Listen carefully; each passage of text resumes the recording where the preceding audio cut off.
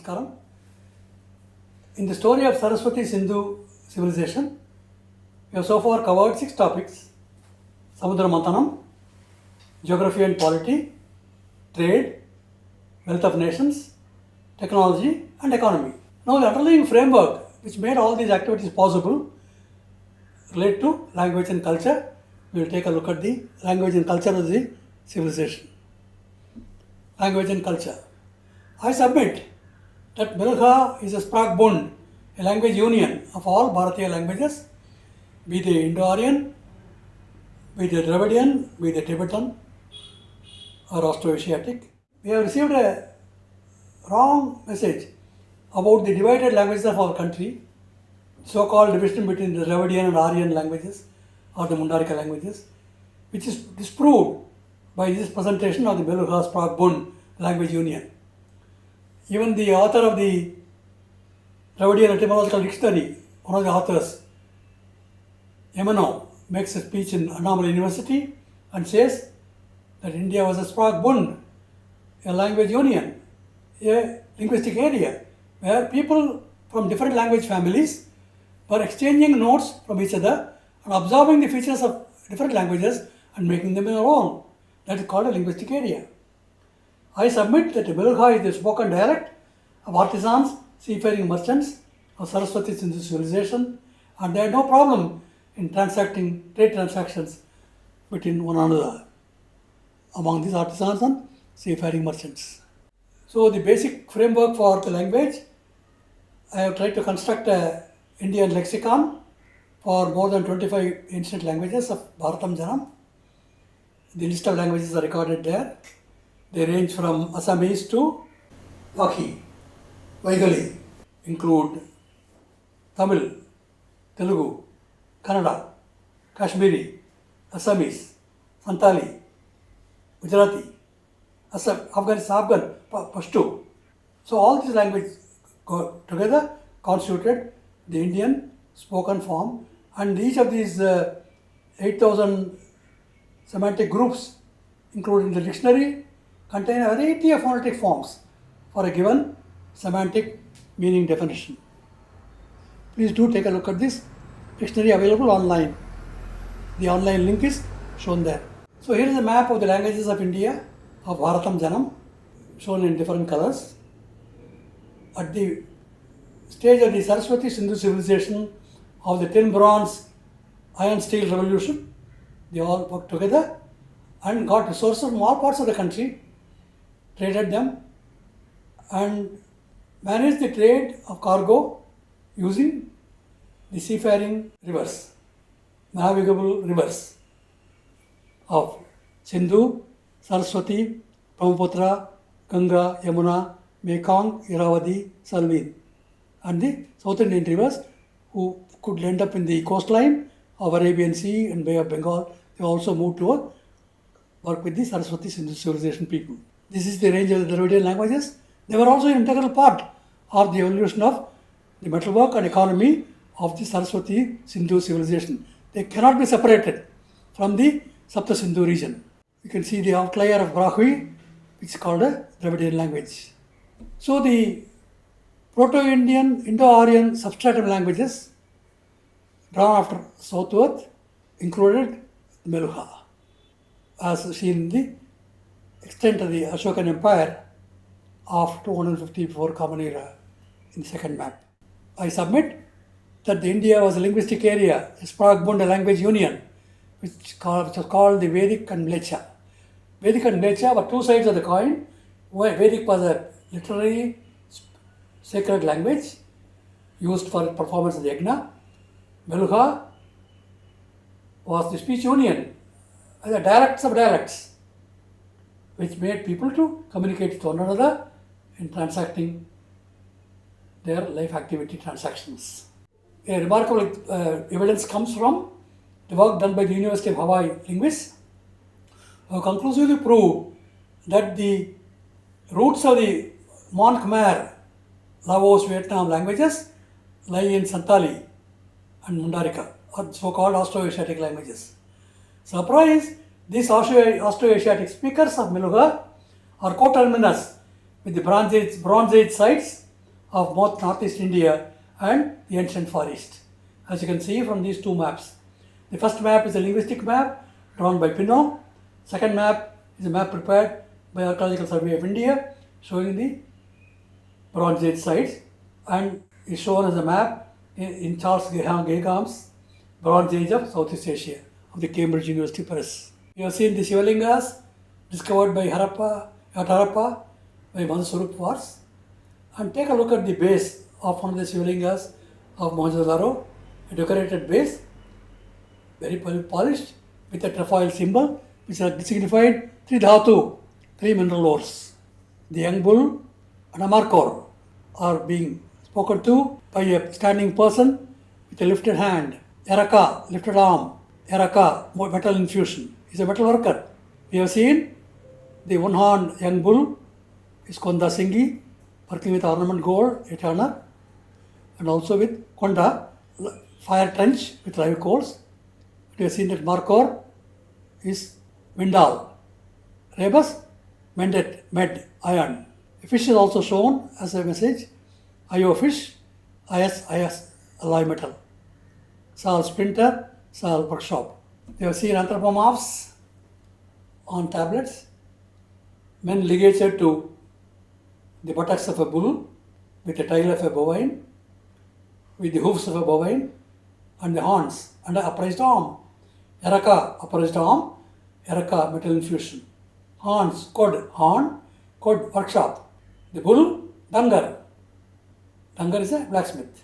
The bullman anthropomorph is also seen in Babylonia, 2000 before Common Era. The person signified, I submit, is Dangar, blacksmith of Maithili language. Dangara bull, Rebus, Dangar, blacksmith. Thakur, blacksmith, an image of a divinity. Dandro, blacksmith in Nepali. Bullman is holding a post, it's a trading post. On top of it is a kanda, a jar, signifying he is selling kanda equipment. Yaraka raised arm, Yaraka molten cast, metal infusion. Yaraka copper, Karnika, spread legs. Rebus Karni, supercargo merchant, responsible for the shipment. Med body, med iron, med copper in Slavic. Kanka Karnaka, rim of jar. Karni supercargo, Karnaka engraver, accountant, account. Bata is a rimless jar, Bata warrior, Bata furnace. We have seen the person stretched with stretched arms, holding back two tigers, wearing results, wearing wristlets, Kara wristlets, bangles, Kar blacksmith, Karnika spread legs, Karni supercargo, med body, med iron, Sangad lathe, Rebus Sangara proclamation, Kola tiger, coal working in iron, Kariba elephant, Iba elephant, Karba iron, Ib iron, Ibo merchant. So the stretched arms are Kand. Kard is a iron stone. So parenthesis joined into ellipse to create a circumferential ligature. So a muha, a bun ingot is taken and inlaid with a sprout. Kodu is a sprout. Kodu means a rod, metal object. The three signifies kolom, rebus, kolimi, simiti, forge. The ladle of the pot is mukha, ladle, muh, ingot. Bata is a rimless pot, bata is iron, bata is furnace. Thus, iron ingot is signified. The arrow is kanda, rebus, kanda means equipment. Tools, pots and pans, metalware. It also means kan, fire altar in Santali.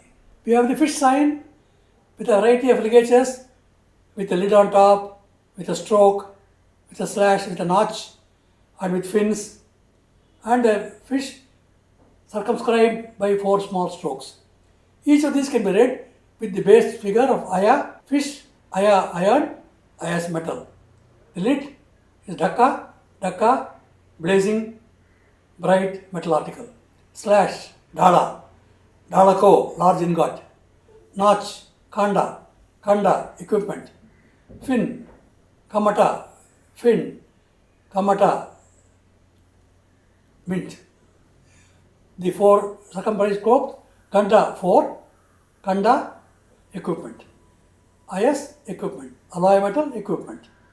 There are also seals which show a twisted string a drummer, and tumblers tumbling over a buffalo. They're all indescript hieroglyphs. Kamsat, jump, Kanchu, bronze, rebus. Tridha, 3 strands, rebus, Tridhatu, 3 minerals. Karnaka, rim of jar, Karni, supercargo, engraver, account. And the details of all the Banavali seals and these imageries can be very clearly identified, as documented here, can be gone through very carefully. For example, Kanda is an arrow. Kandera is a caste of a group of artisans who make bows and arrows, arrow makers. Kanda is an arrow. Kanda, as Kanda, according to Panini, is a quantity of iron, excellent iron. Kadi is a chain, a hook. Kadum is a bracelet. Card is a large stone. Pata is a large pot, brass pot. The vaulting over is signified by doldu. Rebus, dul, metal casting, to cast in a mold. Dul, to cast in a mold, metal casting. So bronze, bell metal.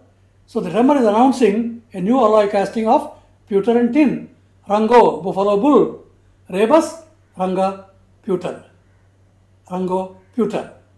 Here we have an anthropomorph of a ram with spread legs of a human being and a fish sign on the chest. Meadow, med is a ram. Med means iron. Spread legs are Karnaka. Rebus, Karnaka means a helmsman. The fish signifies Aya. Rebus, Aya, iron. Ayas, alloy metal. So the anthropomorph is signifying his professional competence in working with iron and as a helmsman taking it as cargo for shipment. Alloy metal shipment. We have the houses of Vedic times reconstructed by Louis Renault, a circular hut roofed by reeds as seen even today in Toda communities who speak a Dravidian language called Toda. So Dravidian, the genetic affinities, which is a very favorite subject these days, of Bharatam Janam has been conclusively established by a number of genetic studies. So there is no need to postulate invasions or migrations of people. Of course, people migrated from one place to another. As for example, the people from Bharatam, from Kurukshetra went westwards. They also went eastwards, creating the Khmer languages. So we can summarize the situation by a statement from a French historian, Michelet. India, closer than us to the creation, has better preserved the tradition of universal brotherhood. She inscribed at the beginning and at the end of her 2 great sacred poems, the Ramayana and the Mahabharata, gigantic pyramids before which all our small occidental works must stand humbly and respectfully. When you grow tired of this quarrelsome West, please indulge in the West, return to your mother, to that majestic antiquity so noble and tender. Love, humility, grandeur, you will find it all gathered there, and with such simple feelings, so detached of all miserable pride, and that humility never even needs a mention. So when a person is referred to as a knowledgeable person, as a learned person, is called Vidya Vinaya Sampanna. Vinayam, that humility, is the trademark of the Bharatiya Janam, Bharatam Janam. So let us take a look at the brilliant expression coined by Basava in Karnataka. He called it Kayakave Kailasa. Work is worship. This is a summarization of the Isavasya Upanishad. Isavasyamidam sarvam yatkinch jagatyam jagat tena tyaktena bhunjita magrudak kasusiddhanam. That is, you do your work, you accumulate wealth, but enjoy it by sharing, by sacrificing it. Don't keep it for yourself. Don't become greedy. Share it with people. So, kaya kave kailasa. Your job is to work. Do your job. And doing your job is the moksha, the kailasa. So magnificently represented and so magnificently expressed and realized through the decipherment of 9,000 indescript inscriptions, which definitely document wealth creation for a nation. Mostly because of the guilds of artisans and seafaring merchants moving on navigable waterways on the Indian Ocean. Navigable waterways of the Sarasvati River, the Brahmaputra, Ganga, Yamuna, Mekong, Giravati, Salween, Sindhu rivers, Panchanadi rivers, Persian Gulf, Tigris Euphrates. They spoke a common language with a common writing system. They spoke a common language of Meluga, the spoken dialect of the times, with a common writing system called the Indus script. This is called Mlechita Vikalpa by Vatsyayana. Mlechitas means Mlecha workers, alternative way of representing their speech in writing system. So they are wealth accounting systems documented for barter trade transactions. They matured into a monetary system about the 7th century before Common Era. Indus script hieroglyphs continued to be used on ancient mint coins together with the Brahmi and Kharoshthi, Greek syllabic scripts. So Greek, Kharoshthi, Brahmi occur together with Indus script hieroglyphs on a number of artifacts which have been demonstrated. Here is a copper tablet from Mohenjo-daro. On the right is a copper tablet of Gujarat Rashtakota branch, 1893 Common Era. Twist, Medha, twist. Rebus, Medet, Med, Mrudu, iron, Med, copper, Slavic languages. Here is a inscription which shows the fire altar, the Yagna Kunda. It's a square, a rectangle, square, circle, rectangle, and half circle. 7 fire altars have been found in Kalibangan. Fire altars have been found in Magad, Saurashtra. The excavator was archaeologist Sonavane of the University of Baroda. Existence of fire altars in the Saraswati Sindhu civilization is part of the Vedic culture. It's a continuum. One figure shows the Lothal structure located in the street. The excavator archaeologist says it's too large a part to be used only for cooking purposes. It was a furnace. Bisht identifies a Banavali, a semicircular fire altar, as shown in the previous Vedic altar. Banavali Apsidal fire temple. It's a fire temple. Sacred fire is a temple. The divinities are invoked into the temple. Agni is the Yagnasarathi, who brings in the divinities to realize the fruits of the Yagna. Rigveda Mandala Sukta, Madhuchanda Vishwamitra, Devata is Agni. The very first Sukta of the Rigveda, Agni Mile Purohitam Yagnasya Deva Mritujam Hotaram Ratnadatamam, is the giver of wealth, treasure. Agni is the priest, he holds and gives wealth to uphold and sustain the worshipper. This is the translation of this beautiful richa from the Rigveda, which has got 10,800 richas, which are the foundational documents for the culture of the civilization. So here is an executive summary of the competence of the artisans, a magnificent procession shown on 2 tablets, and then on one tablet a person lifting up the flag post with the standard device shown in front of the young bull on hundreds and thousands of seals. Kunda, lathe, Kunda, fine gold, bottom, Kamata, portable furnace, Kamata, mint. The one-horned young bull we have seen is Kunda Singhi, Konda Singhin, fire trench with live coal, ornament gold. The scarf, Dhatu, Dhatu, mineral ore. And possibly a 4th symbol, also carried as on a flag post, may signify a spoked wheel. Sark, spoked wheel. Arka, copper gold. Arkashala, goldsmith workshop. This is the detail of the field symbol that occurs very frequently on thousands of seals, together with the young bull with one horn and a pannier on the shoulders. On one inscription, 6 lines are shown. Bata means 6. Bata is iron. Bata is a furnace. Aya is fish. Aya is alloy metal. Kanda is arrow. Kanda is equipment. Kuti is a curve. Kutila, Katil means 8 parts copper, 2 parts tin. Kanach is a corner. Kanchu, bell metal. So they are working with different types of alloys and creating mukha, ladle, where rebus, mohingat. Bata, rimless pot, bata iron. Kuti, water carrier, kuti smelter.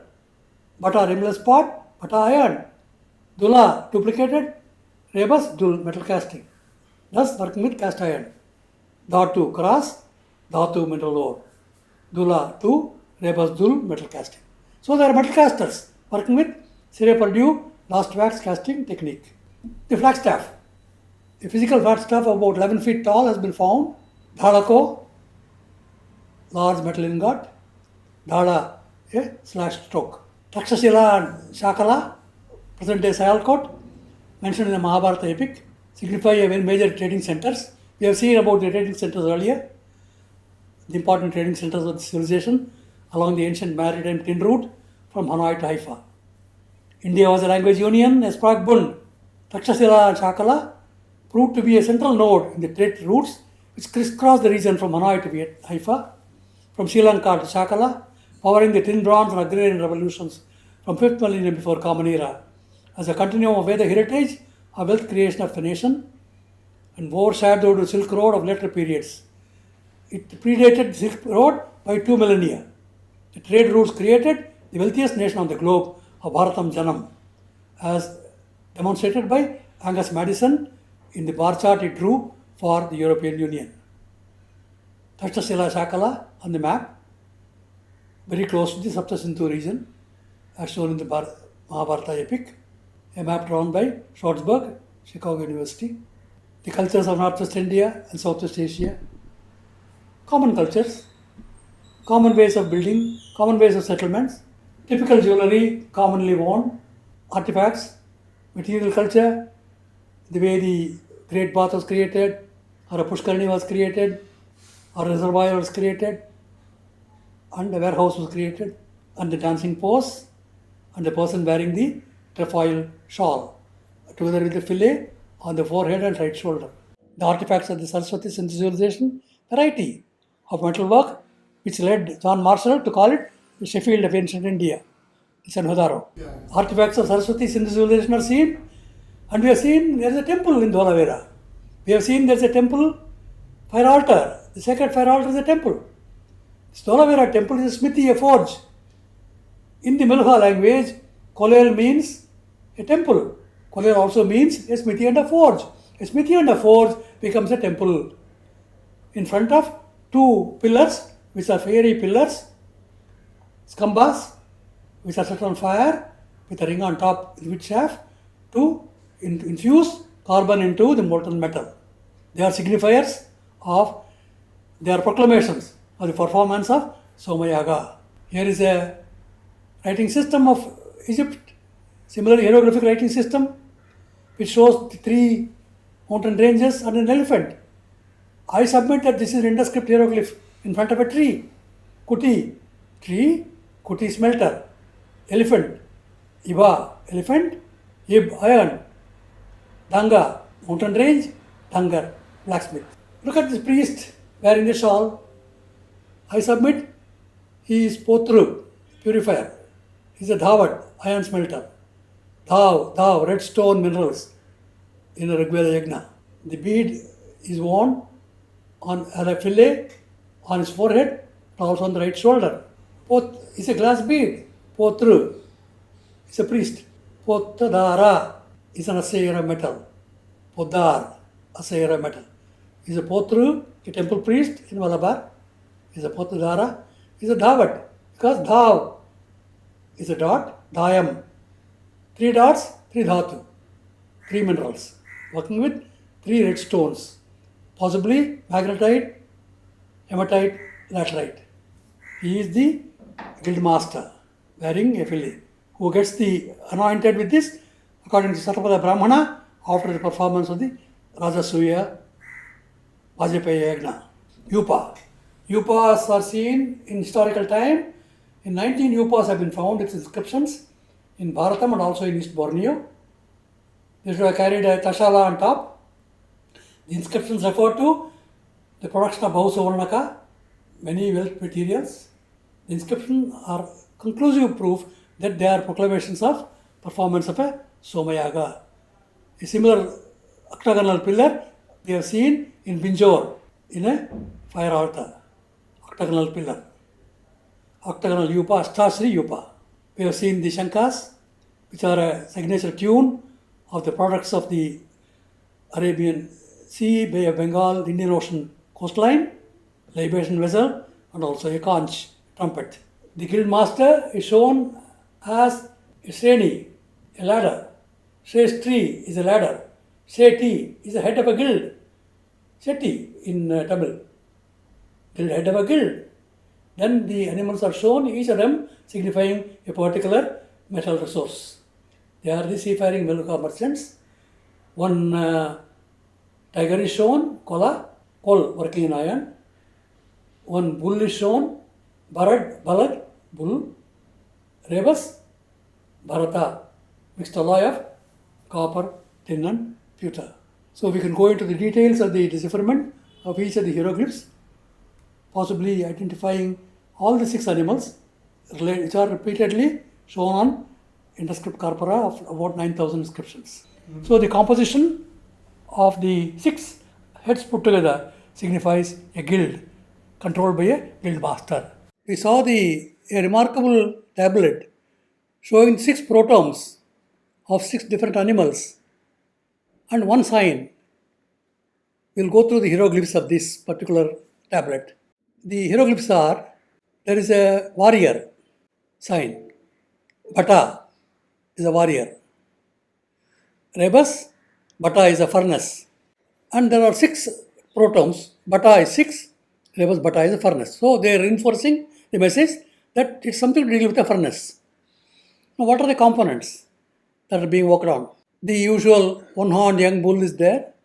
Konda, Kundar, Turner, brass worker. Singin, forward thrusting, spiny horned, Konda, young bull. Rebus, Singi, gold, ornament gold. So we are dealing with a Konda, fire altar, fire trench with live coals, Agnikunda, a sacred fire altar of fire coals. The bull is Dangra, Rebus, Dangar, blacksmith. It's got 2 dramatic horns, code horns, Rebus, code workshop.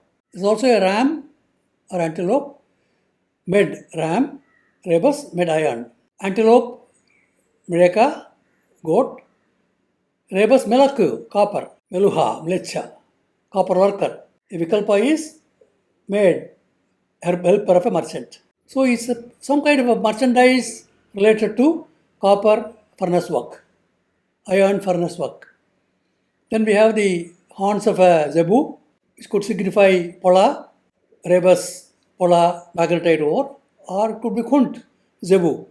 Kunt is a guild and a community. So 6 animals put together constitute a guild or a community related to this lapidary and metalwork. There's a very famous saying in old Bible called the Harashat Agoyim, which has been derived from Karoshti Goya. Goya means a nation. Goya means a gotra, a clan, a guild. Karoshti, Kara Ushti. Kara is a blacksmith, Ushta is speech. So blacksmith speech is getting recorded, and therefore the entire document, the Harashat Agoyim means a smithy of nations. That is the European narrative. Then the 6th animal is not clear, it's because it's broken, but we can make a reasonable guess that could represent a tiger, Kola, tiger, Rebus, coal, working in iron. It could also be a rhinoceros, in which case it's Ganda, rhinoceros, Rebus, Kand, tools, pots and pans. Thus the entire composition of the 6 animals on the Mohenjo-daro seal is semantic representation of a guild, Shreni, synonym, Kunt, community of smiths and masons. Let us take another look at a remarkable gold disc of the Kuwait Museum. It shows also a string of animals as representatives of the wealth of wealthy resources. A pair of tabernamentana flowers are shown. Tagara, tabernamentana, flower, Tagara tin. A pair of rams are shown. Tagara ram, Rebus, Dangar merchant. Next to one ram, there is a tree, Kuti tree, Rebus, Kuti smelter. Alternative could be Kolmo rice plant, Rebus kolimi, smithy forge. Then the ficus religiosa leaves are seen on a tree branch. Lova ficus leaf, ficus glomerata, rebus loh metal. Kol in Tamil means Panchaloha, alloy of 5 metals, plus flanking pair of lotus flowers, Tamarasa, lotus, rebus, Tamra, copper. The pair signified by Dula, rebus, Dul, cast metal, thus denoting copper castings. A pair of bulls tethered to a tree branch are Bharat, ox, rebus, Bharata, alloy of copper, pewter, tin, plus Kola, a man, rebus, Kolhe, smelter, Kuti, woman, Kol, working in iron. Alternative could be Dangar, bull, rebus, Dangar, blacksmith, or Pola, zebu, Pola, magnetite, ferrite ore. Two persons touch the two bulls, made body, rebus, made iron. Thus, the hieroglyph composite denotes iron smiths. A pair of antelopes looking back, Karamara, look back, rebus, Kamar, smith, Santali, Tagara, antelope, rebus, Tamgar, merchant, Akkadian. Alternative, Mel, Mreka, goat, Brahui, Telugu, rebus, Melakku, copper, Mlechamukha, copper, Sanskritam.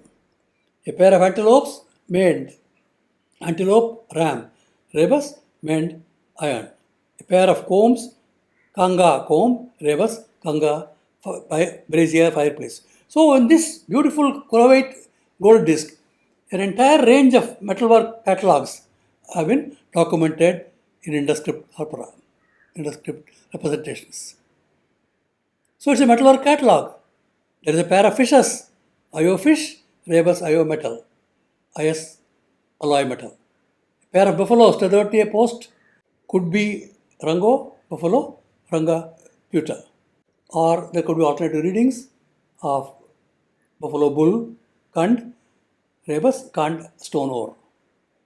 So like this, pictorial representations are all hieroglyphs, as in the case of the Egyptian hieroglyphs, but these signify not a syllabic representation, but logographs. Each is a word which can signify some activity, some of life activity of the people of the civilization. Take a look at that dancing girl again, and the dancing girl pose developed as a sign on a portrait, made to step, med, iron. So there's a very beautiful bronze image of the step of a lady together with the anklet. And the dancing person, steppu, the dancing pose, karana, is a scribe. Karana is a scribe. Karana is a dance pose. So a male dancer, like Tandavan Nrutyam of Shiva, the cosmic dance, a statue has been found in Mohenjo-daro, and we see a Vinayaka, Ganesha, dancing on a sculptural frieze in Indonesia, Chandisuku temple of Bhima and Arjuna. Bhima is the blacksmith, Arjuna is the bellows blower, and Vinayaka engaged in a dance step. These are all hieroglyphs. These hieroglyphs are signified in a magnificent manner in the Khajuraho temple for Varaha, an avatar of Vishnu. So the firm point that I want to reinforce is that the words that are represented by these hieroglyphs and the rebus renderings relate to the Meluha Sprague Bund, a language union where number of Bharatiya language dialects constituted a speech union. They were able to interact with each other and observe their features, and the cultural framework of unity of all languages of Bharatam Janam is firmly enshrined. And this expression Bharatam Janam is mentioned by Vishwamitra in the Rigveda Risha 3.53.12. The boar is a body. Rebus rendering is body is a worker in wood and iron. The word undergoes morphological transformations yielding words such as Bador, Badaga, Vadlangi, Varaha, Barak, all related to the word body. All of these words are related to artisans and traders working with metals, woodwork, jewelry. Varaha becomes a symbol for Varaha coin, superior gold, a measure of gold, a standard for gold, Atti Varahan. The figures shown on the sculpture are ancestors of artisans and merchants offering their prayers as noted in the Rigveda tradition. The creation of this sculpture is to pray to their ancestors and divinities for their good fortune in their respective industries. Therefore, the boar is a homage to the ancient divinities who have brought with them wealth in their artisan and trading activities. Chitragupta is the name of the temple complex of Khajuraho temple of Varaha. That means a secret picture writing, cryptography of ancient times. In the traditional narratives, Chitragupta is a Yama's accountant. He keeps account transactions. So the Indus script corpora constitute an accountant's documentation of the civilization activities. On the sculptures, the scribe is depicted as an accountant of wealth accounting ledgers. Karnika, Karna, Karanam, Kulkarani, Desha Kulkarani. They are all in the tradition of keeping ledgers of national accounts, guilds accounts, Janapadas accounts. The rendering can be seen in Indus script hieroglyphs, the documentation of wealth creation processes. That was the purpose of the Indus script. The Indus script was meant to be a documentation of the wealth creating activities of the civilization, Sarasvati Sindhu civilization. We have seen beautiful imageries in Mari of a person carrying weapons, tools, equipment, the Mari soldier. And we have seen evidences of the drilling equipment that are used, and the tools and the metal artifacts that have been produced in the civilization in this area and also in the nearby areas, neighboring areas. So Varaha again. So this sculpture shows, when you go into the details of 720 sculptural friezes on Varaha, you find one frieze showing a bellows blower like a makara. Makara is makara, a composite animal. Rebus, Dhammakaraha, a blacksmith. Smith, bellows blower. Dhamaka, blacksmith. He is shown riding a Dhammakara, a composite animal. The Makara is an Indus script hieroglyph tradition. I submit that the Pratima is an offering devoted to the boar avatara metaphor of the divine. It signifies the wealth that was generated by the artisans, the woodworkers and the iron workers. So the details of the decipherment of the hieroglyphs and which are represented in a number of languages of the Saraswati Sindhu civilization area can be clearly seen, including the variant spellings, variant pronunciation modifications of the word badi, which is the Varaha boar, Vadlangamu, Vadlapani, Vadlamu, Vadlangi, Vardhaka, Vardhaki. Vardhaka is a carpenter. The phonetic variations affirm the formation and evolution of Bharatiya Spragbund, speech union, or speech area, or linguistic area, among all the ancient languages of Bharatam. So all the people from the entire Bharat had landed in that activity region, which is an industrial complex of 2000 archaeological sites on the Saraswati river basin. So that is the new light on the Saraswati civilization. So we should not restrict ourselves to interpretation by one particular archaeological site in isolation. We have got to see it in perspective, in a Brahma Simhavalokanam. So in that tradition, again let us take a look at the Ganda Berunda tradition of two eagle-headed bird, which has enormous strength and power to lift up two elephants and two lions. This Ganda Berunda, the eagles are Siena Chiti. We have in Purola a Siena Chiti found in archaeological context in Uttar Kashi. So the Siena Asani also represents thunderbolt. The rebus rendering is Ahan, iron. Ahangar is a smith, iron smith in Pashto language and also in Kashmiri. So this signifier is that this powerful person is able to work with a very hard metal which has enormous strength, which could even lift up elephants and lions. Lion signifies a superior gold. The elephant signifies one of the three ferrite ores. Iba, elephant, iron. So the Ganda Berunda is a signifier of absolute authority and strength. So this becomes naturally a preferred state symbol of authority. All over Europe, including Mysuru, the Ganda Berunda gets adopted as the state emblem. So the evolution of artificer tools. Skull itself is a metaphor of a sharpened tool. Chamunda is a taksha, a woodcutter, a carpenter. Karoti, cup, skull. Karada, odaloi. Lohafala, a small mattock, plowshare. Agricultural implements, lohal.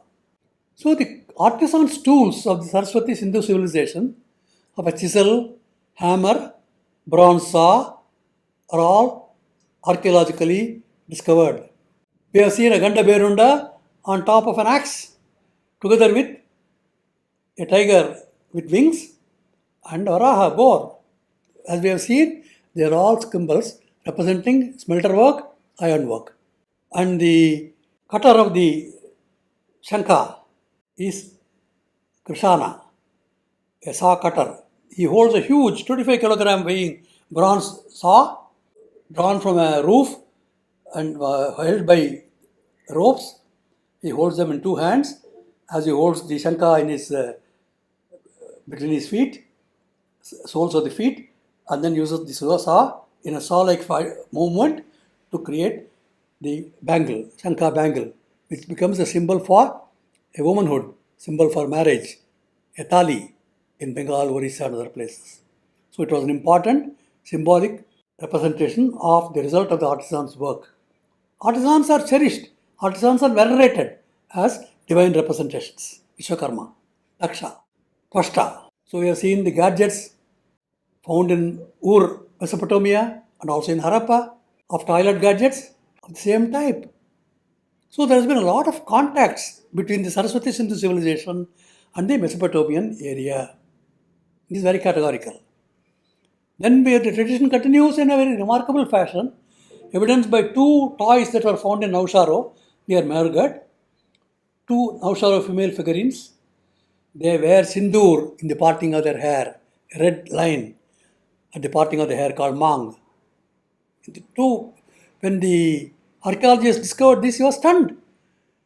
This is dated to about 2800 before Common Era, and this continuum of the civilization of wearing sindoor and the mang continues even today as an incredible continuum of Bharatiya Hindu culture.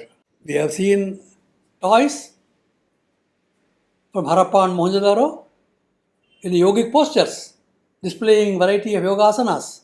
So the yoga traditions also seems to be related to the Saraswati Sindhu civilization area of the 4th millennium before Common Era.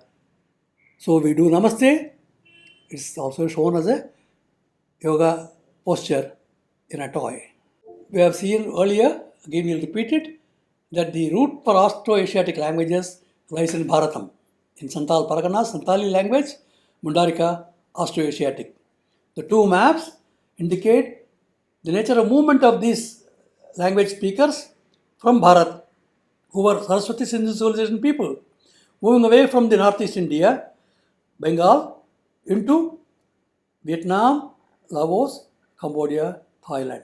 This has been studied further by linguists of the University of Hawaii, who have conclusively proved that the Mark Khmer languages, Mon Khmer, the Vietnam languages of early centuries of the Common Era, relate to Austro-Asiatic origins in Bharat, Saraswati Sindhu civilization.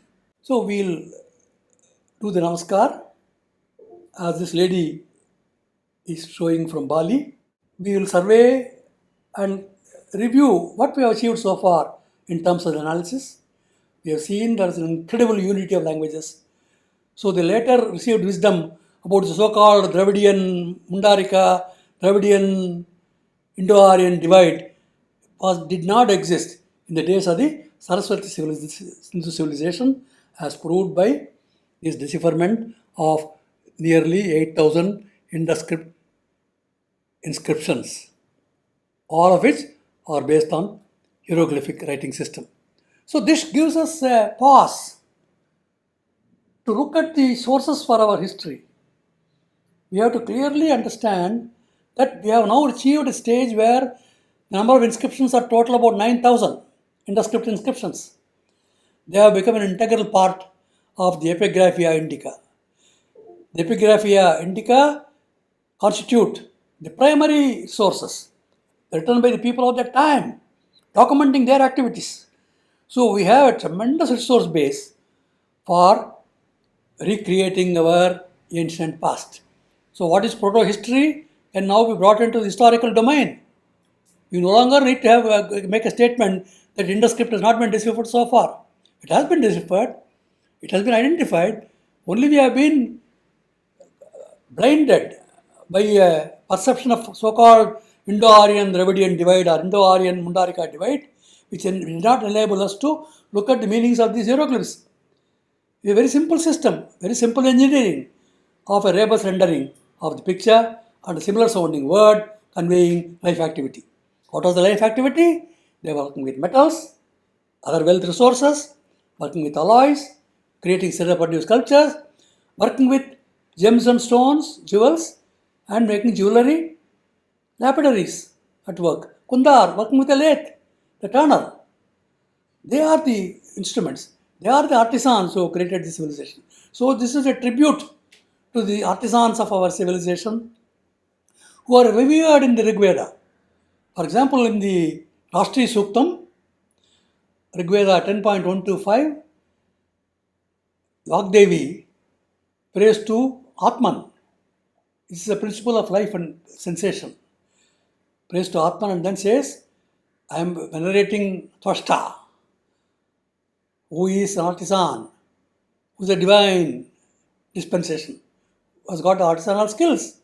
And we also look at the nation that was formed with the water resources and the skills of the artisans which have made the nation.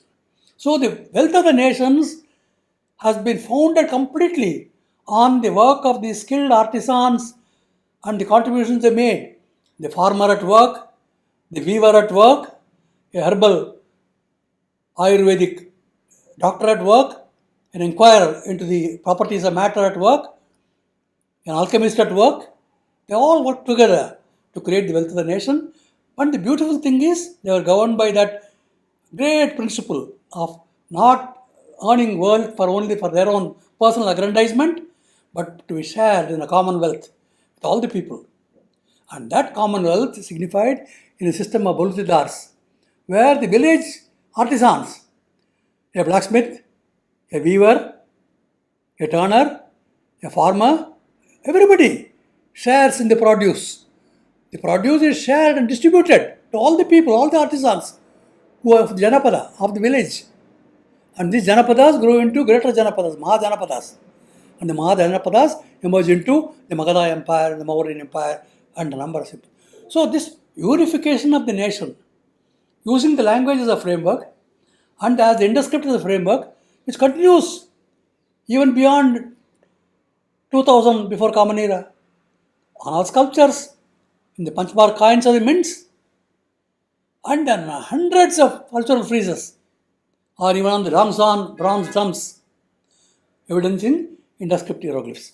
So this documentation of the hieroglyphs tradition is so astonishing that we have got to take a fresh look at our historical framework of the civilizational framework of the nation and the civilizational framework for creating the wealth of nations, which were powered by the engine of trade, by ancient seafaring merchants who were traveling along the Indian Ocean from Hanoi through Barukacha, through Persian Gulf or through the Red Sea, and along the Himalayan rivers, which are also maritime riverine waterways.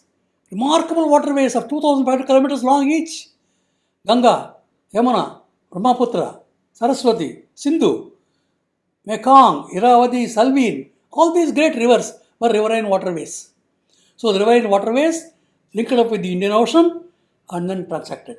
And we also have evidence of catamarans, stone boats from Kerala with the coir stone boats found in a shipwreck in Ain Sukna on Suez Canal, Red Sea, north of the Suez Canal, by the French archaeologists.